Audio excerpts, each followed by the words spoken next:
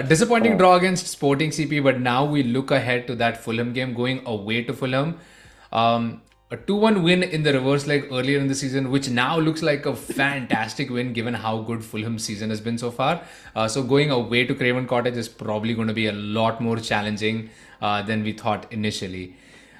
Karthik, what is like a lot of squad issues going on essentially. So we're still going to be working through a lot of injuries, probably some sickness issues as well. We really took that Bournemouth game for granted when we started talking about it. I do not think Fulham is the same category at all, and this puts Nowhere. us in an even trickier position now that we have players out injured and sick, right? We just have to have a strong start. We can't just begin on second gear and expect goals to like come in.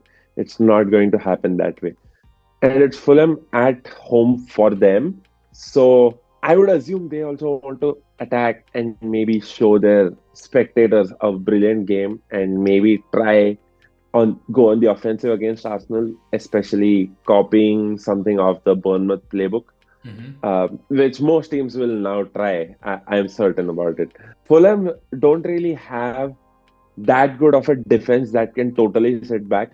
They have had a season which I don't know, should I call it as an anomaly or I really cannot classify how their season has been. I mean, they've been fairly as good as Newcastle, but Newcastle have survived with a lot of draws.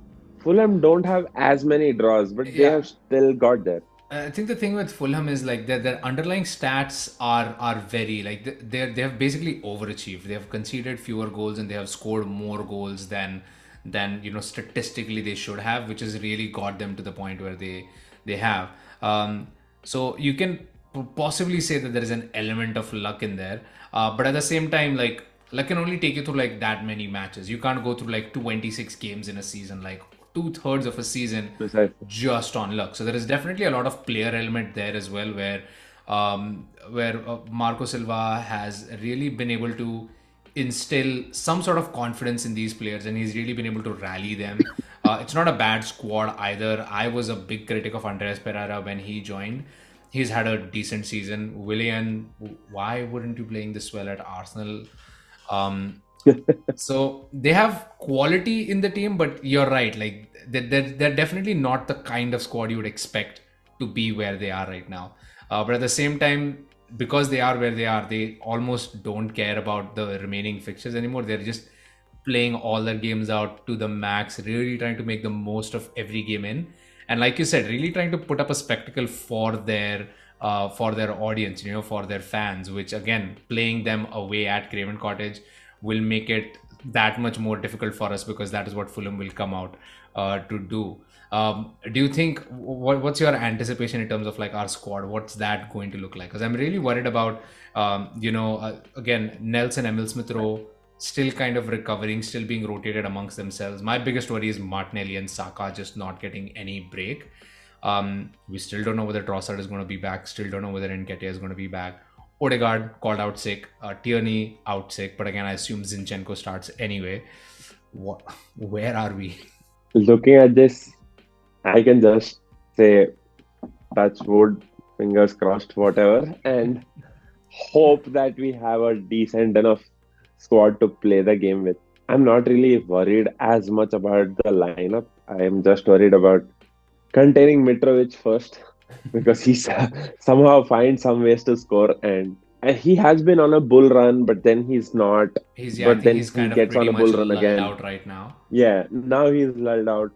You never know what can be a trigger for him, and he is their scorer. So more than our squad, I think we just need to focus on nullifying a couple of their threats. Whoever we put out, I believe we have enough quality to eke out a goal or two definitely from this team.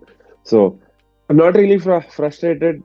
All I want to see is some decent attacking football and fast football, hopefully.